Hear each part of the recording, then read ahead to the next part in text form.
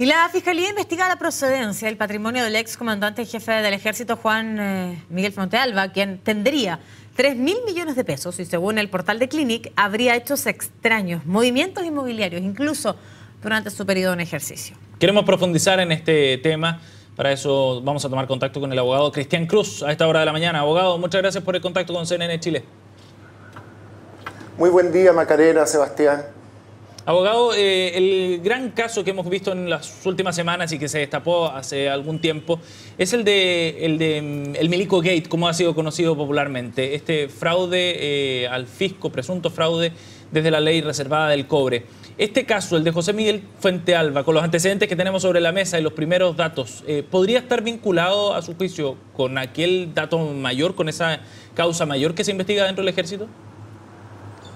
Es del todo probable, no obstante, el Milico Gate, ¿cierto?, o la defraudación vía ley reservada del cobre no es la única manera o mecanismo que sabemos está usando la oficialidad del Ejército, en definitiva, para defraudar el patrimonio fiscal.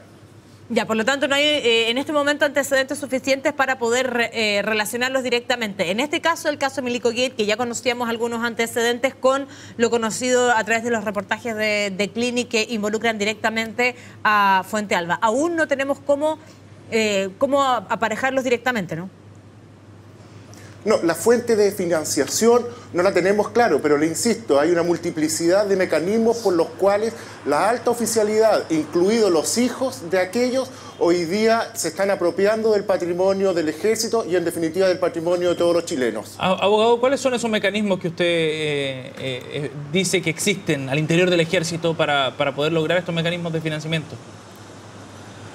Verbigracia, por ejemplo, doble contratación de hijos sin concurso público, paseos o viajes al extranjero con el erario nacional sin que se justifique bajo ninguna perspectiva. Por ejemplo, el hijo del general Fontealba fue a Canadá como fiscal militar, la verdad que sin ningún motivo de fondo que justificase por qué un fiscal militar debía ir a Canadá, y quien hizo esta petición para que el Estado pagase estos fondos fue el mismo padre, es decir, el comandante en jefe Fontealba le dice al ministro de Defensa: quiero que mi hijo vaya a Canadá, obviamente con fondos de todos los chilenos. Y así un innumerable, literalmente, ejército, tanto de militares como de sus familiares, usando estos y otros mecanismos. Abogado, vamos un poco más atrás entonces. ¿Cuál es la situación que se vive hoy día en el Ejército a su juicio, o que estaría reflejando finalmente estos casos, tanto el Milico Gate como los datos conocidos del ex comandante en jefe? Bueno, yo creo que esto viene ya de antaño. Recordemos el caso RIG o lo que pasó con Augusto Pinochet. Es decir, se crearon mecanismos de defraudación y enriquecimiento, ¿cierto?, a la par, y esos mecanismos, una vez que Pinochet deja la comandancia en jefe del Ejército, e incluso cuando ya fallece, lo siguen ocupando, y lo que yo estimo es que aquí el principal eje viene de lo que se denomina la casa militar, es decir, los que gobiernan, los que administran la comandancia en jefe del Ejército y demás organismos anexos. Crearon todo un mecanismo y donde hoy día ya han perdido el pudor. O sea, es cosa hoy día de revisar la información prácticamente pública y nos vamos a percatar de esta situación. Yo quiero ser bien drástico y obviamente honesto como corresponde. Alta oficialidad del Ejército, cuando el señor Fontealba dirigía la misma, se referían a su oficina como la oficina de Pablo Escobar.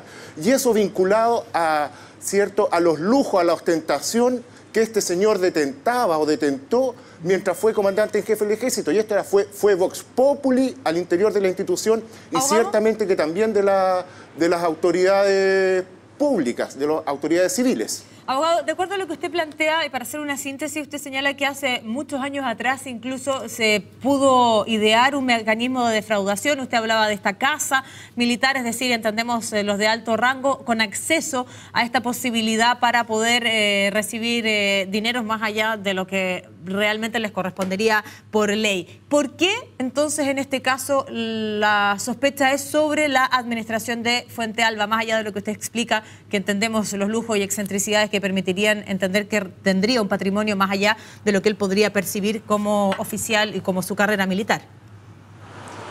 Bueno, porque hoy día se ha conocido durante la administración del comandante Oviedo esta situación, y recordemos qué es lo que dice el comandante en jefe, señor Oviedo. Dice, esto no es responsabilidad de administración, claramente está responsabilizando a la anterior, que es la del comandante Fuente Alba.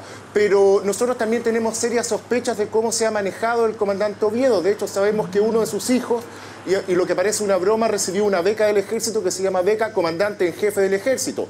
Otro de sus hijos, y tenemos el documento que acredita que el mismo señor Oviedo solicita se le dé un pasaporte diplomático para viajar a Estados Unidos, a pesar, y el mismo señor Oviedo lo reconoce, además de lo evidente, que por reglamento no le corresponde este pasaporte. Es decir, han hecho, le insisto yo, del lujo y ostentación un norte para los altos mandos del ejército, obviamente con excepciones loables, pero yo creo que hoy día el ejército se ha transformado prácticamente en un ejército SA, sociedad anónima.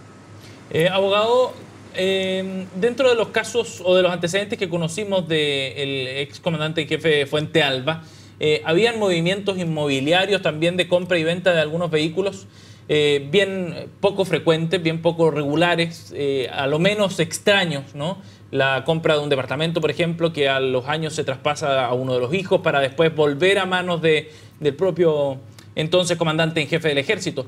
Esos movimientos, ¿qué pueden explicar? ¿Con qué fin se podrían realizar ese tipo de movimientos inmobiliarios que tenían su paralelo también en algunos vehículos? La compra de un auto de lujo, exactamente, de marca Audi, para venderlo a los 2 meses.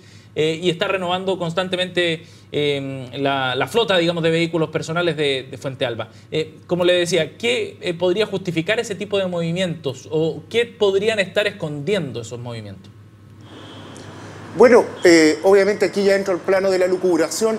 Podría ser lavado de dineros, intentar no cumplir con obligaciones con terceros, aquello lo dificulta si esta última opción. Seguramente, si usted compra una propiedad en 100 millones, después se la vende hijo en 200 millones, desde ya el día de mañana puede decir, mire, tengo otros 100 millones extra en mi patrimonio que los adquirí producto del valor extra, ¿cierto?, de la plusvalía del bien inmueble. Esos pueden ser algunos de las posibilidades. Ahora, uno de los hijos del señor Fuente Alba fue fiscal militar, Fiscalía Militar o Judicatura Castrense, que en un primer momento fue la encargada ciertamente de buscar la verdad, de enjuiciar, indagar respecto a fraudes. Por lo tanto, ¿qué posibilidad hay o había si todo esto quedaba en familia? Bueno, también hemos sabido que que se está también indagando a uno de los mayores proveedores del ejército, que es el señor Cartoni, a quien aparentemente lo une una amistad con el señor Fuente Alba. Cuando hoy día sabemos que el señor Cartoni,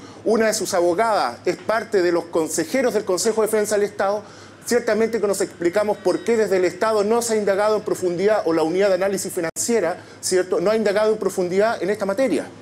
Y una pregunta que va más allá del caso específico del señor Fuente Alba, sino que va más bien a todo el caso Milico Gate, y si es que esta va a ser una arista desde ahí o no, aún no lo sabemos. ¿Qué pasa con los mecanismos de control desde dentro de la institución? No, es una burla. Los mecanismos de control son absolutamente inexistentes. Hoy día tenemos serias sospechas basadas en elementos de juicio que no puedo dar a conocer, que ciertamente los mecanismos de control fueron socavados intencionalmente por el ejército a objeto que el día de mañana, y ese día de mañana llegó, no se pudiese seguir toda la secuencia, el hilo de las operaciones, es decir, quién lo pide, por qué lo pide, que efectivamente se entregó, los bienes que supuestamente fueron adquiridos, quién autorizó, quién fue el que visó en segunda o tercera instancia. Eso es lo que nosotros hoy día sospechamos. Se han creado empresas de papel aparentemente vinculadas a FAMAE respecto a esta materia. Bien, pues, abogado. Es que esto es mucho más amplio. Sí. Sí, cuénteme. Sí, sí. Y la responsabilidad del señor Fuente Alba para nosotros no es individual. Creemos, y le insisto, que aquí hay más responsabilidades de generales del ejército en retiro, que han sido recontratados para estos fines. Yo creo que hoy día la autoridad civil tiene la posibilidad de efectivamente fiscalizar, indagar y normar esta actividad y no dejarla a la autorregulación del ejército, porque ya está demostrado que solo ha servido para el robo y para defraudar literalmente el patrimonio de todos los chilenos. Abogado, en ese punto en particular respecto a la acción civil y al rol del gobierno, ¿qué espera usted del Ministerio de Defensa después de todos estos antecedentes? Bueno, yo espero que el Ministerio de Defensa, y entiendo que ya está tomando las medidas del caso, distinto es lo que ocurrió con el señor Burgos, porque sabemos que el señor Burgos, cuando fue ministro de Defensa, una de sus asesoras, viajó con un general de ejército a Checoslovaquia, perdón, a la República Checa, a Praga, esto financiado por todos los chilenos y tenemos la documentación. Entonces, cuando hay tal grado, ¿cierto?, de empatía, de amistad, ¿qué posibilidad hay o qué posibilidad existe de que efectivamente las autoridades civiles fiscalicen si salen a pasear, si no tienen ningún control y no les interesa respecto a lo que hace el Ejército y las Fuerzas Armadas? Bien, pues abogado, muchísimas gracias por compartir esta conversación con CNN Chile. Hasta luego. Gracias, que tenga buen día.